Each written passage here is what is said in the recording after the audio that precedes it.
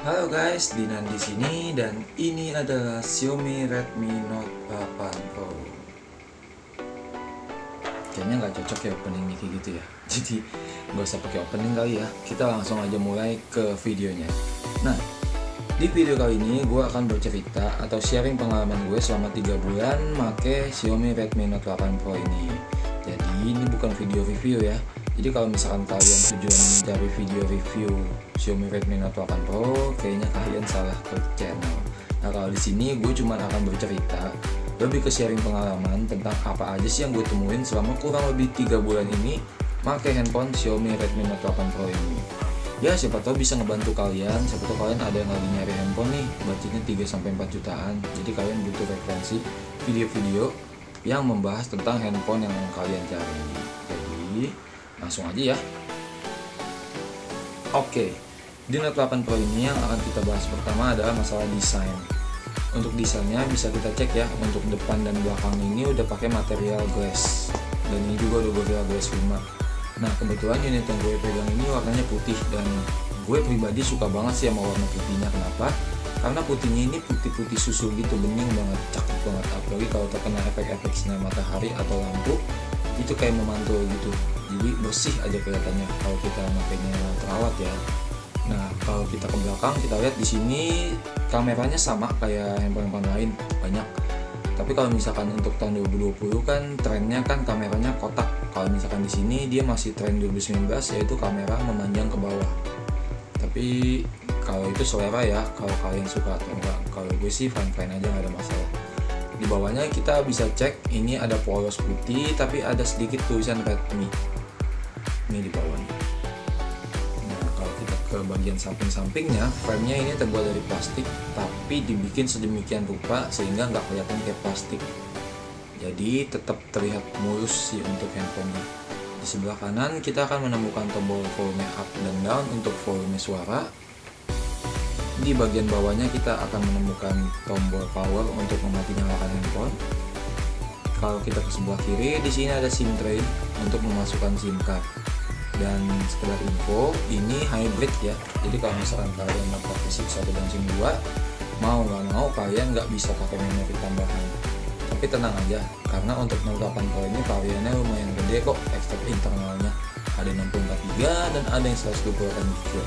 Dan kebetulan unit yang gue pegang ini dia di 128GB.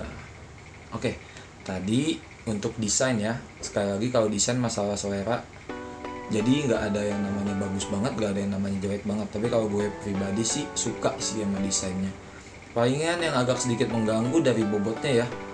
Kalau dibandingkan dengan handphone lain, ini agak lumayan berat sih kalau menurut gue. Jadi kalau misalkan kita mengoperasikan dengan satu tangan terlalu lama, mungkin agak sedikit pegel sih kalau pakai Note 8 Pro ini. Nah, sekarang kita ke bagian layar.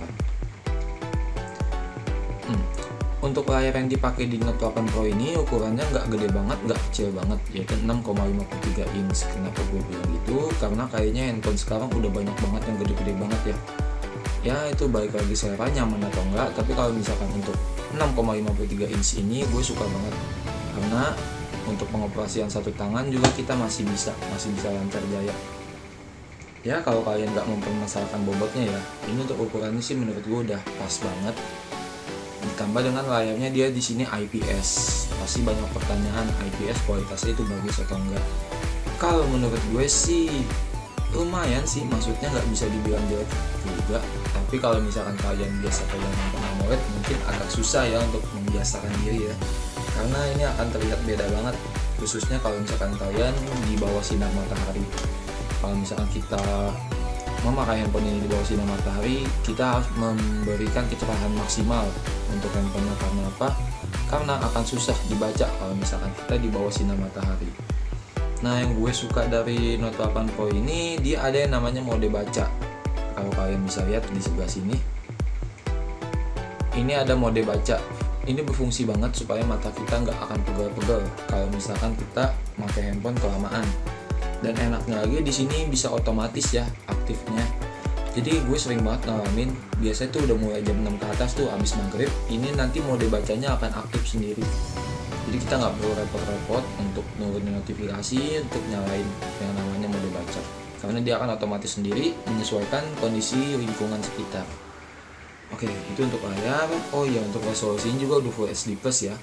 Kalau untuk layar sih gue nggak ada masalah sih untuk multitasking. Di bawah sinar matahari juga itu masih ya masalah kecil lah ya, nggak terlalu besar. Nah, tapi yang gue agak terganggu adalah kalau kita nonton YouTube. Ini mungkin dari sebagian orang komentarnya bisa berbeda ya. Tapi kalau gue itu termasuk golongan orang yang irit kuota ya namanya nonton YouTube. Jadi kalau misalkan gue menyalakan suatu video, contoh aja ya, contohnya ini, gue pasti akan langsung otomatis ke tombol opsi untuk merubah resolusinya menjadi yang paling kecil, biasanya 144p atau 240p supaya irit. Nah, kalau kalian nggak tipe-tipe irit kayak gue, ini handphone worth it banget. Karena di atas 480p ini layarnya untuk nonton YouTube ini bagus banget. Cuman kalau misalkan kalian tipe irit kuota kayak gue, misalkan kalian nonton di resolusi 140-240, kalian pasti akan ngerasa banget ini beda banget sama handphone lain. Karena untuk resolusinya dan layarnya, gambarnya itu agak kurang baik jadi masalah. Ya, sekarang kita bahas masalah multitasking ya. Ya, multitasking itu hubungannya sama RAM dan internal. Karena gue kebetulan bukan gamers ya, kadang main game tapi nggak yang maniak game banget. Makanya sebenarnya gue bisa dibilang agak salah beli sih. Soalnya setelah gue beli handphone ini, gue baru tahu dari komentar orang-orang kalau handphone ini tuh sebenarnya untuk gaming banget. Karena dia udah pakai prosesornya yang MediaTek G90T yang lumayan lah kalau untuk main game PUBG, ML, katanya bisa lah diulas. Tapi kalau gue kan nggak terlalu main game, gue lebih butuh untuk kerjaan, sosmedan, multitasking, jadi agak nggak kepake sih menurut gue prosesornya. Nah, tapi kalau untuk multitasking, sosmedan dan lain-lain gitu kan, ini gue nggak pernah nemuin kendala sama sekali ya. Kita mau scroll kiri, scroll kanan, buka YouTube, habis itu kita buka WhatsApp, habis itu kita buka Instagram, habis itu kita buka Facebook, kita juga mau kerja pakai Office. Seharian gue pakai, gue nggak pernah yang namanya menemukan kendala sedikit pun lag atau tiba-tiba mati pada saat 3 bulan gue memakai handphone ini. Jadi kalau untuk multitasking dan RAM itu RAM 6 dan internal 128 nya itu udah worth it banget. Nah, sorry banget untuk kalian yang nyari review tentang game di sini karena gue bukan gamers. Jadi gue palingan main game itu sesekali aja. Itu waktu itu gue pernah main PUBG dan hasilnya itu emang smooth banget dan itu bisa masuk di smooth extreme. Dan itu juga nggak pernah ada yang namanya frame drop ya kalau yang lag gitu. Nah ya, gue nggak pernah nemuin itu walaupun kondisinya lagi rame tuh, lagi tawuran di PUBG-nya. Aman. Nah, sekarang gue akan bahas masalah baterai. Baterai mungkin lumayan penting ya, jadi deal breaker juga atau jadi keputusan paling akhir kalian ngambil handphone atau enggak. Nah, untuk handphone di sini Note 8 Pro ini tenaganya udah 4500 mAh dan kecepatan pengecasannya udah 18 watt. Untuk 18 wattnya ini gue suka banget, kenapa? Karena nggak nyampe 2 jam ini handphone bisa penuh dari 0 sampai 100%. Dan untuk ketahanannya gimana ya?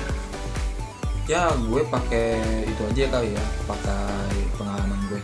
Jadi gue emang tipe-tipe yang buruk ya kalau merawat handphone. Jadi gue tuh tipe-tipe yang sering ngecas tinggal tidur. Malamnya gue cas, paginya udah 100%, bangun tidur gue cabut. Gitu biasa di jam 9, emang agak kebo ya. Nah, di jam 9 itu 100% dan gue pakai sosmedan, YouTubean, Instagraman, Office dan lain-lain.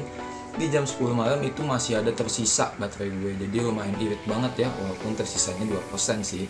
Tapi seenggaknya itu udah ngebuktiin kalau ini handphone bisa bertahan 12 jaman lebih untuk pemakaian standar. Jadi segitu aja video gue tentang Xiaomi Redmi Note 8 Pro ini. Semoga bisa ngebantu kalian ya. Siapa tahu kalian ada yang lagi nyari Note 8 Pro dan pengen tahu nih, ini asiknya dan gak asiknya apa. Siapa tahu bisa ngebantu kalian. Ya walaupun gak bisa dipercaya 100% juga sih. Soalnya kan pendapat orang pasti beda-beda. Dan terakhir dari gue, mohon maaf kalau gue ngomongnya agak beribet, cadel juga.